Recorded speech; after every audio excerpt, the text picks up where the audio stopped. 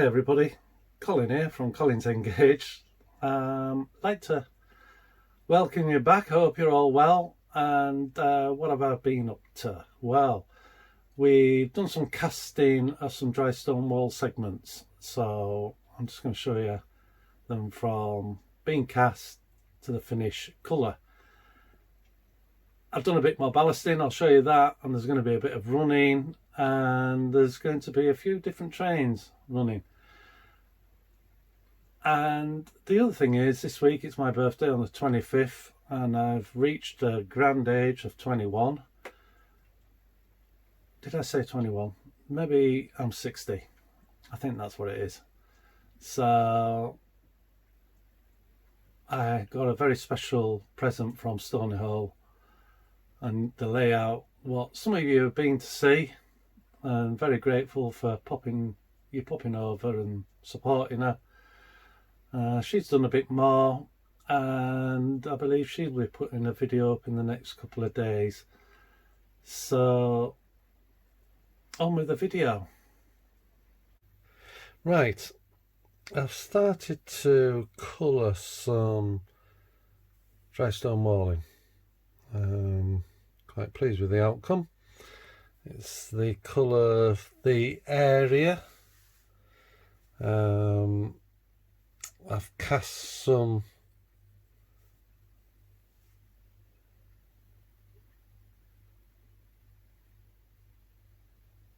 runs. They're all about the same. They're all the same length. I've done some corners as well. Now, I did try doing it with the Hydra Cal. I think it's Hydra Cal plaster, but it's not strong enough. So I've used the Shape of Sheep plaster, and if you look on the boxes, they have different degrees of strength, and they come out of the cast easier. Well, in fact, I hadn't had one of these break, and this is one of the curved ones. There's different sizes, 4 different sizes, and you can just cut them if you need it short, if you want a curve, but mainly they are straight runs like that. So I will just colour a few for you and show you how I got to that stage.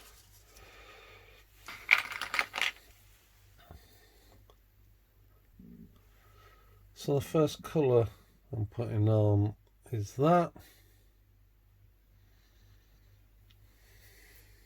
Got my mix down here. A little sponge for doing it. Now, surprisingly enough, to say the small, it works very well on this. So I'm going to hold it in that hand and use my left hand for the painting. So I'm just going to put some marks on.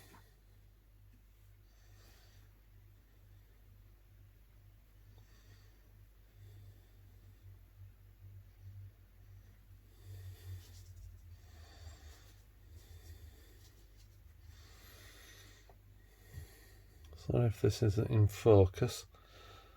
I'll have a look to see what it's looking like, and then I'll just let that soak in.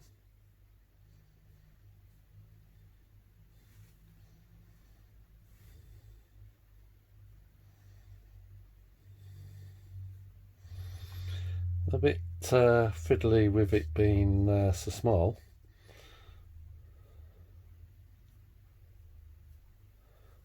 And you just do whatever order you want to, however you want to do it. So let's put it on, let it run down. I am dabbing it as well.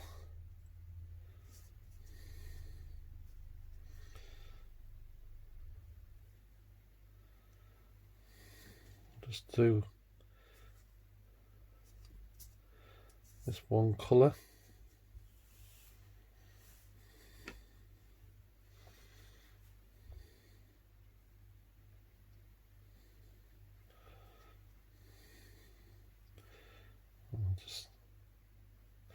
I'm just, if there's too much on, I'm just taking a little bit off by just touching the paper.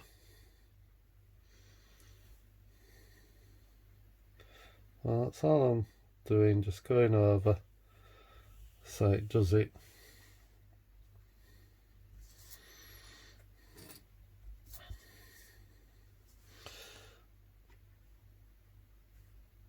And then I'll do another colour when I've gone and washed the brush, which will be a yellow, which I'll show you.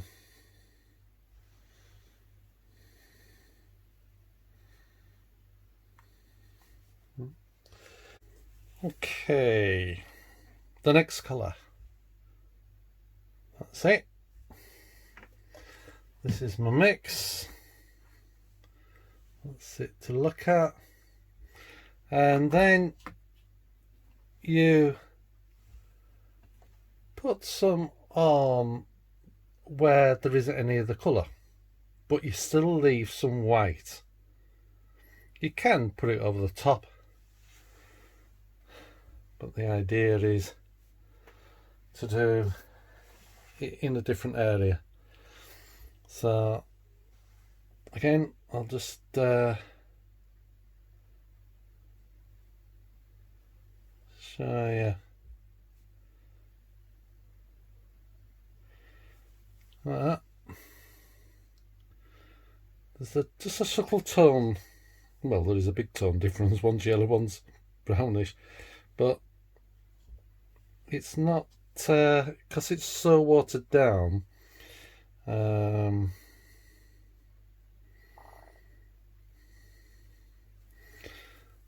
then I'll just go through all these again.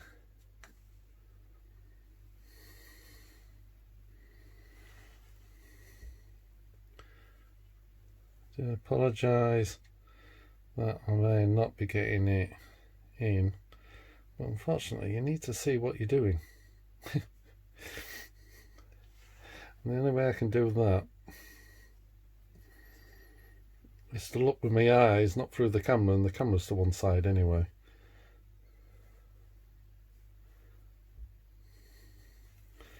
And then I'll just let them dry. So again, I won't bother you too much.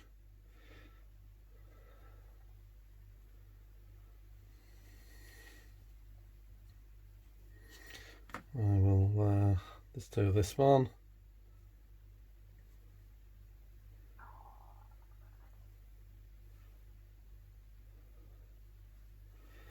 And then I'll go through all of that pile there, what you can see. Okay. Okay, so that's these done. You may be thinking, oh my giddy aunt, they're looking a bit weird, but it's amazing what happens. But you've also got to seal them, and it's that last coat, and you'll see it change. Right, the next colour is that one, raw umber. So this one is a bit thinner mixed, it's browner. Looking at the two differences are quite, you can see the difference. But you have this one a little bit thinner.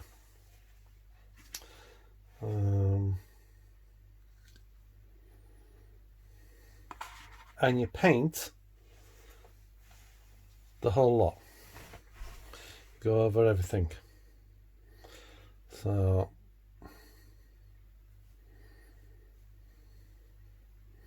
I will show you this one, and you can still see the different colours through it.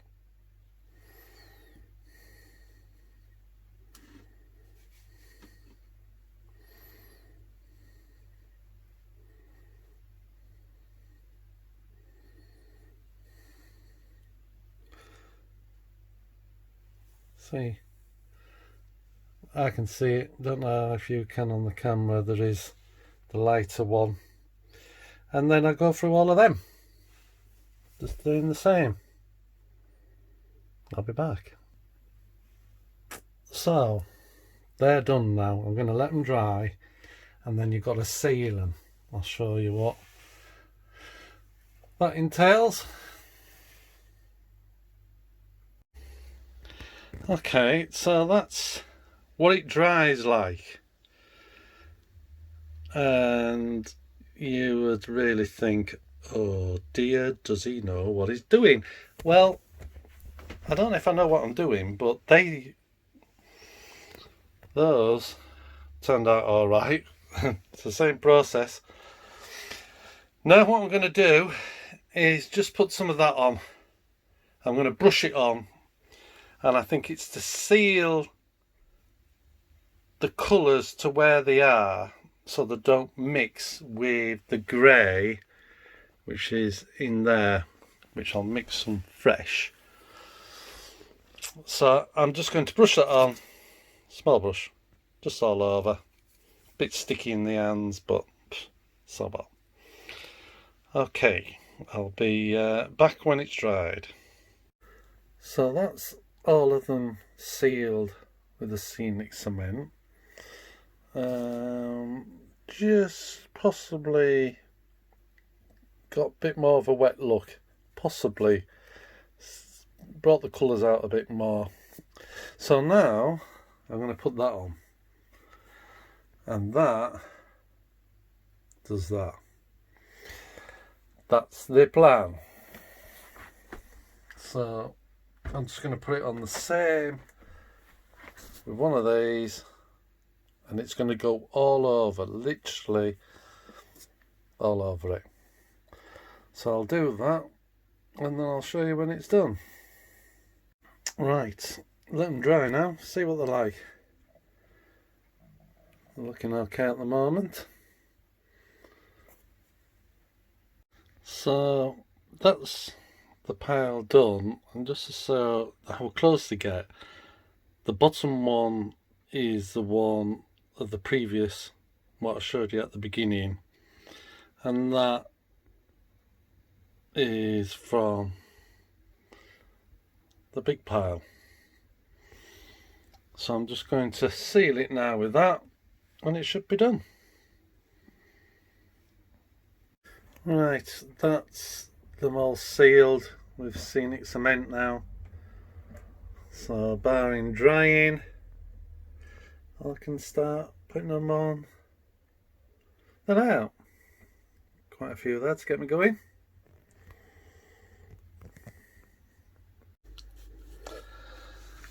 Sometimes model railway, I don't know how you find it, can be so frustrating, because you can run stuff and run it and nothing goes wrong, and then something will come off, and then it can't actually go over that bit of track again. And one of the things I've had a lot of bother with, and I have spent anything up to 6 hours sorting that rake out of Network Rail wagons. Now, I did have it split into two. I have had them in different orders. I had magnetic connections, and it liked it in a short, maybe 6 long, but 6 wasn't very good, so I wanted to make it longer, but it didn't like it. It would sometimes come off at one piece of the track and then another, and it is so frustrating at times. It can drive you mad. Well, like I say, spending 6 up to 6 hours plus, trying to sort it out. You can just pull your hair out. And as you know, I ain't got much, so, what I have, I have to try and keep. So, doing, sometimes running can just be so frustrating, and it shouldn't be like that, but it is. It's amazing how it can be awkward. One of the other things I did do was I checked all the back-to-backs on the wheels, and I also had magnetic couplings, and I've gone back to the standard one. I've turned them around, I've had them in different places, but eventually I've got it to run. But it took some doing, so I'm quite happy now with that rake. And when I take them off, if I ever take them off, I'll number them and put an arrow on them to say which way they go, which way they face. So I don't have to go through the process again. You shouldn't have to. I just don't know.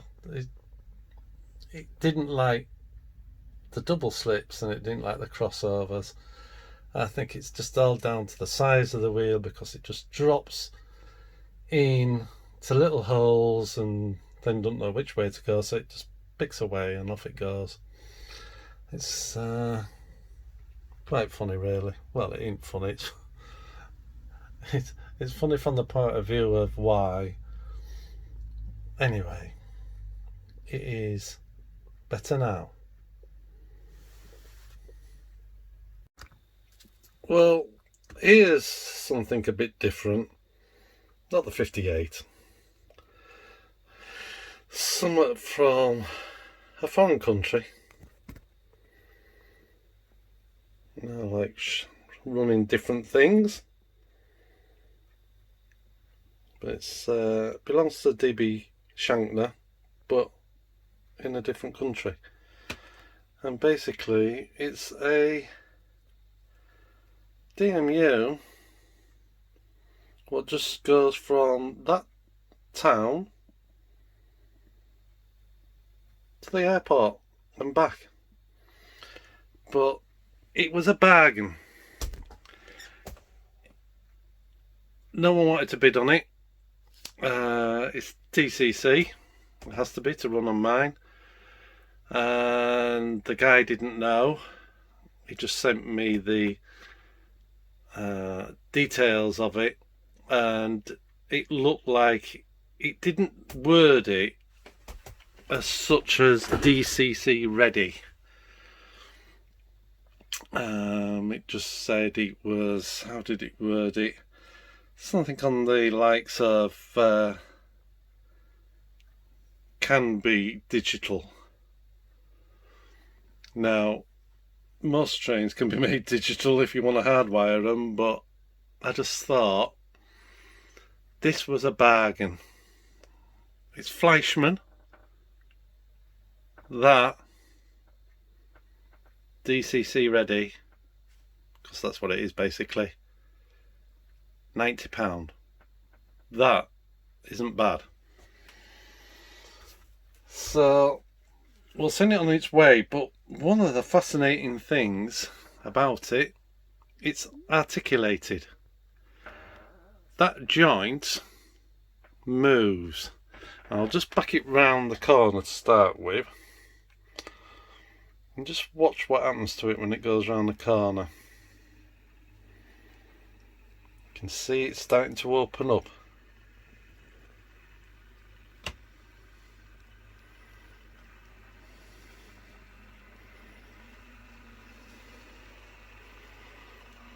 Now it can do it tighter.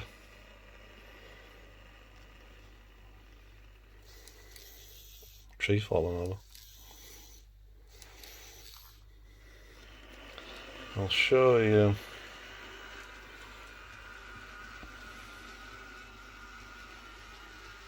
By just picking the back end up.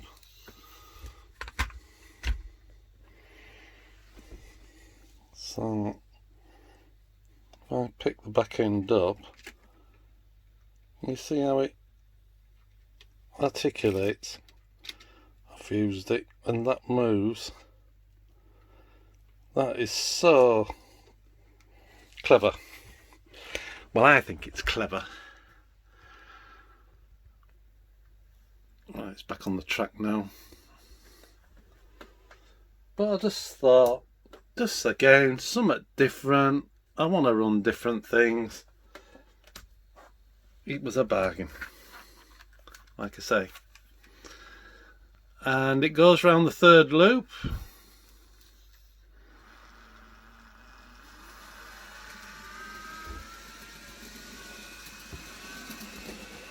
Goes round the head of a hill, alright.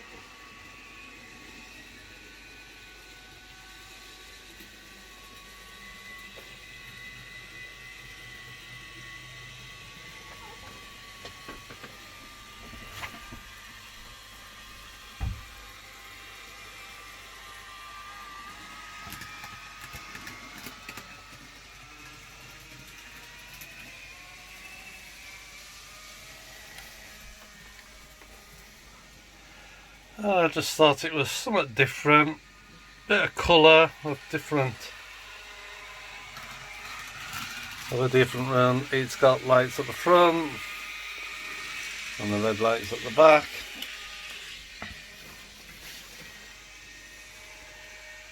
Ignore the HST on top of the roof.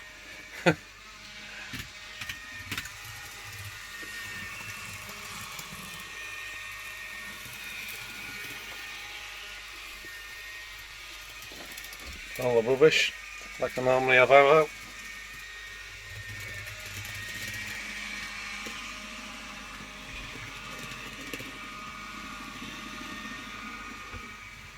And that's running at 59. It's about half its speed. Comes in their normal box with an ice cube round it.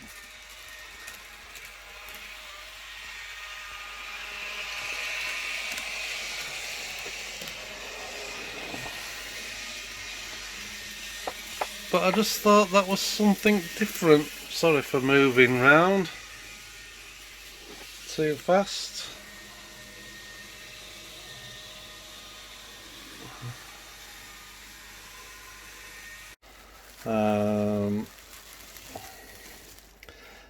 And I know what the box is looking at it straight away, which I'm a bit shocked about because of how valuable and how expensive they are. Because we have a shunter being done into with sound, the Class 08 in N-gauge, very small, and this guy has painted it basically, and as it turns out, he's also got in the near future, he's going to be painting a Class 57 into Lady Penelope, the rescue Thud, what is sometimes part at crew and sometimes it's part at rugby. And he's going to paint it, put all the markings on and slightly weather it. We won't see it till next year because it takes him a lot of months to do. So if you've never seen one of these boxes before, he sends it in a sleeve, and then there's a box, Mersig Studios, and I quite like this because this just shows how much he likes his work. you know, it's not just sending it back in the original box it came from the manufacturer. You get a certificate, and it's a 60. Now that is quite appropriate because my birthday is my next birthday is 60. It was actually done in 2017, but this is how he presents it to you.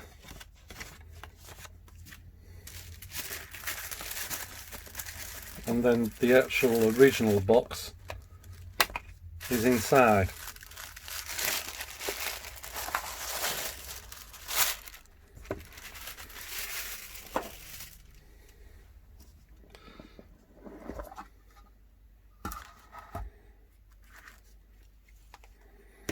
And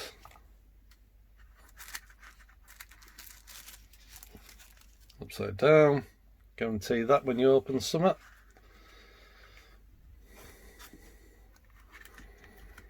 Just pull it out.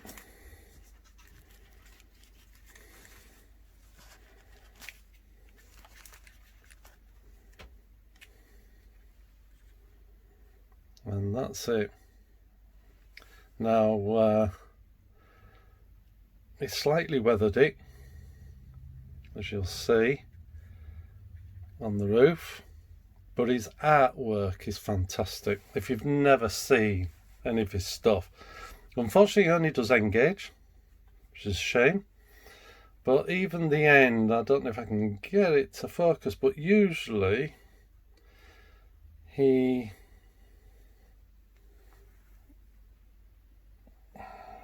sorry, I don't know.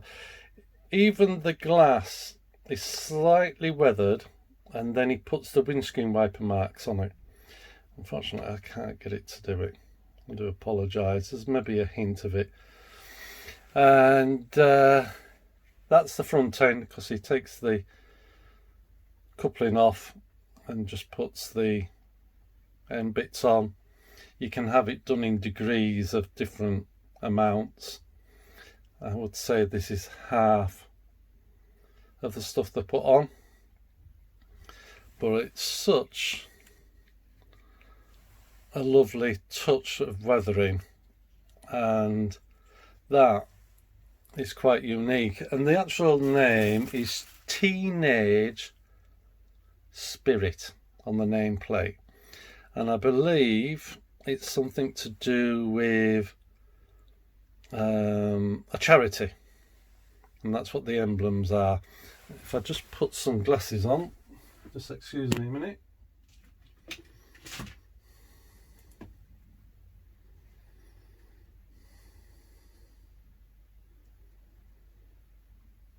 Ah,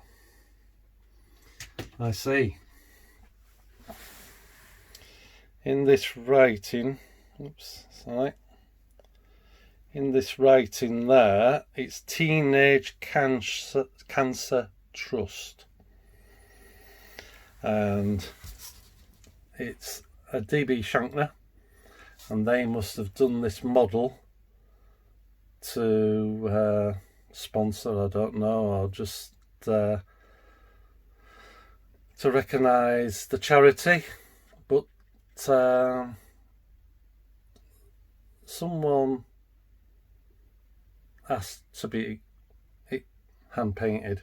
There's only one like this, and when my friend saw it, she thought of me being 60, and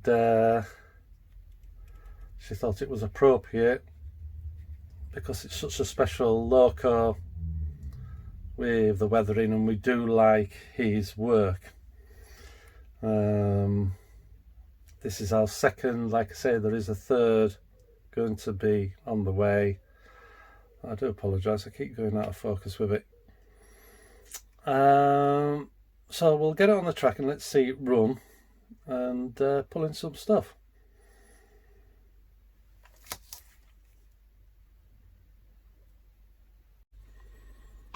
Well, now it's on the track, it just looks even better. I know I've only got a little bit of ballast in this one area, but just having it near some different colours and the back, the back scene. I know I haven't got bushes there yet, but it just makes a huge difference to it. I'm a very lucky person.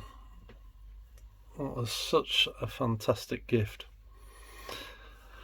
And that's thank you to Stonyhole.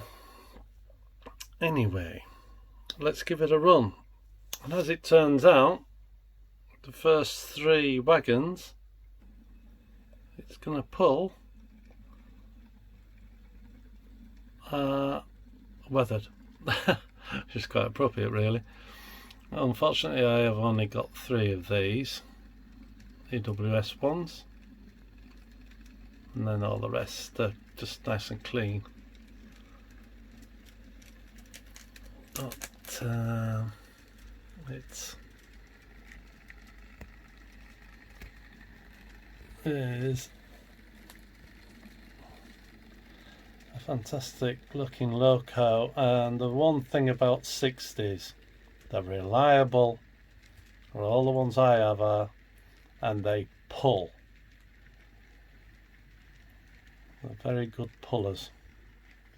Now, as it turns out, these wagons are got great wheels, and you could virtually push one of these wagons and do half a circuit. They are that free.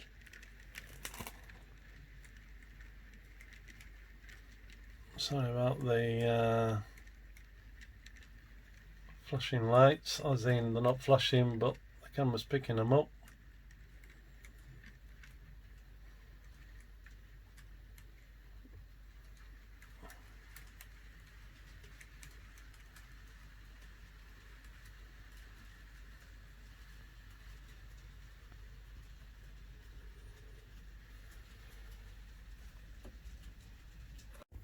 Okay, as I've done a bit more ballast in there, and I've just ballasted the first bit under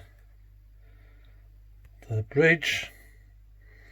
I've got the orange wire in there, and I've got one in there ready. Fill the gap in with sleepers. That will mean that down here I can extend the trunking, put a junction in there, and then it carry on up to that point there. I've just taken that off just to so I can put the ballast down and then just sit it on top, and I've just taken that bit off there so I could get my hand under a bit easier. So that's a bit more done. Okay, so it's on the track. The Senua small railer, and you think that's not going to really happen, it's not going to really work, but it does work, even for the length, because when you look at that length, it's shorter than the coach, but it's just spot on for loading. And how they clip together, I mean, look at the gap in that. That is close, and it just pushes and clicks in, and you lift the centre upwards, so it goes up to make like an A, and it just unclips like the 800 how I showed you on the previous video. It was so easy to do the chips. We've got white lights this end, and we have red lights at the other, which you'll see. Now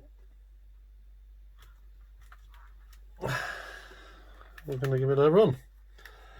I've just put a bit of oil on the engine, so let's get it going. Now that at the moment is 1, 2, 3, 4, 5, 6, 7, 8, 9, 10. It is a 12 car set, but I've only got 10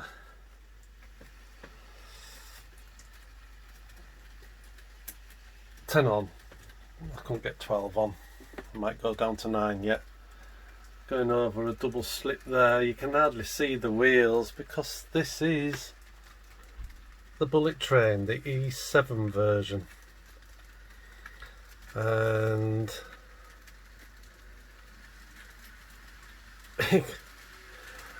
you're gonna see, so I thought the 800 and the Kato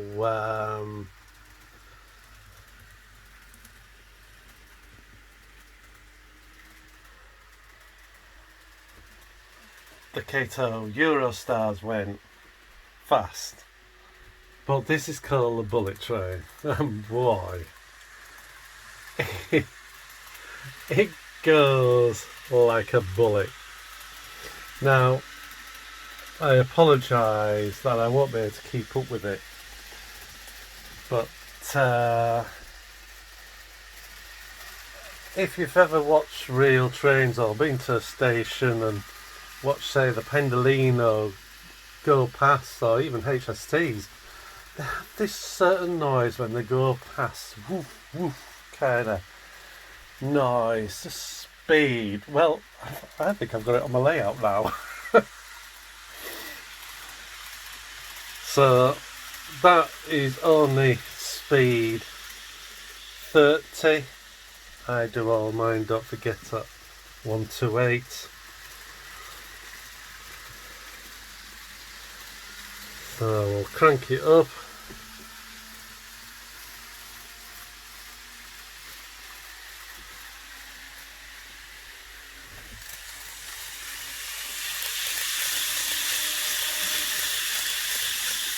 That's up to 49.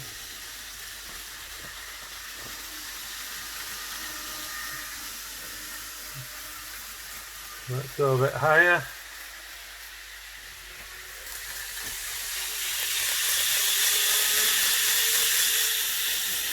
I'm sure that's making that noise. That is 69. Now I'm staying here just for now, so I can just go from one side, have the track to the other. Like I say, I can't keep up with it, and I'm going to probably, if I follow it, I'll be as dizzy as anything. So let's get it up to 90. What I would love is one of those little machines what measure the speed. Then I don't have to worry about measuring it and starting, because I'll never get it started and stopped in a measured distance. And it just goes past the double slip like nobody's business. So let's rack it up. So that's full speed now.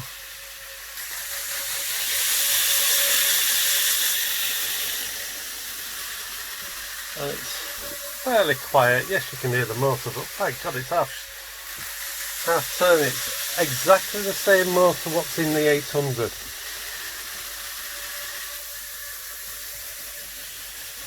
See it whiz past one more time. Right, my new train come this week. Always wanted one. I did want an orange one, but I've ended up with this one. And I've wanted a TGV for quite a while, and this is it. And it's in this livery, and this livery goes from France up to Germany, and it's a Kato. It's got ruby chips in and runs very well indeed, which I'll show you. It's got the nice white lights at the front, and naturally red at the back, 2 red lights. So we'll move it off so you can see it.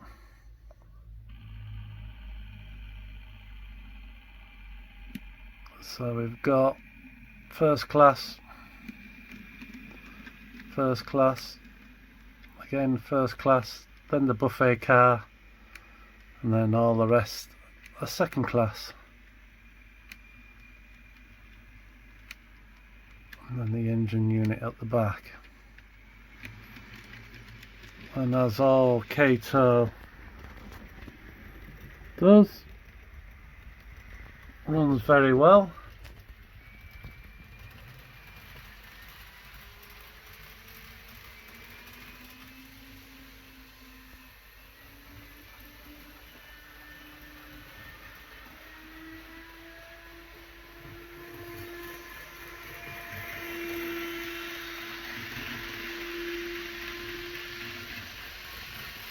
And it goes like a TGV.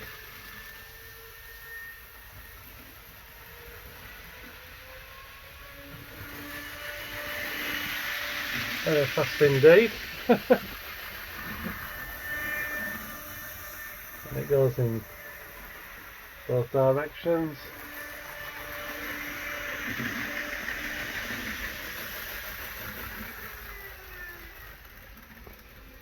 But very pleased with it.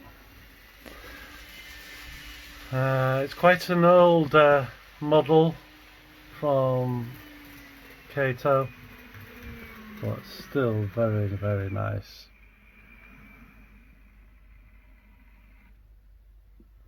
Very nice indeed.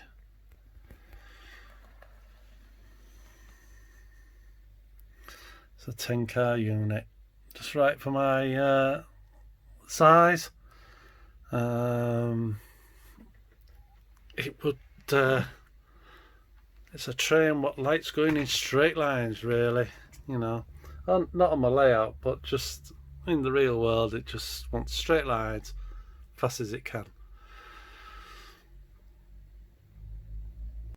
Well, I hope that was interesting, seeing different locos from around the world. Can't get much further away than Japan. A quick shout out for a guy in Australia, Eric from Ekbourne Valley Railway.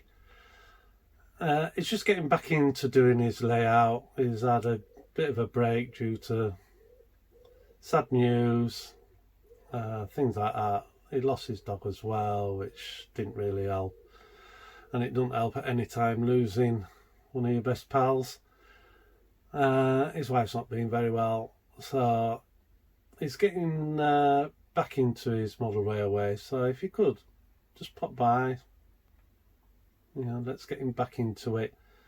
He's a nice guy. I believe he's a good friend of Robert, of Robert's Train Set, and hopefully he'll put more videos out. It's a time thing also, because he's having to take care of his wife, which is fair enough, but when he does have one up, it'd be nice if we just say hello to him. And thanks for watching my video, very grateful. Hit the like, hit the dislike if you don't like it, leave us a comment, hit the subscribe button if you're new, and look forward to seeing you in the next video. Okay, bye.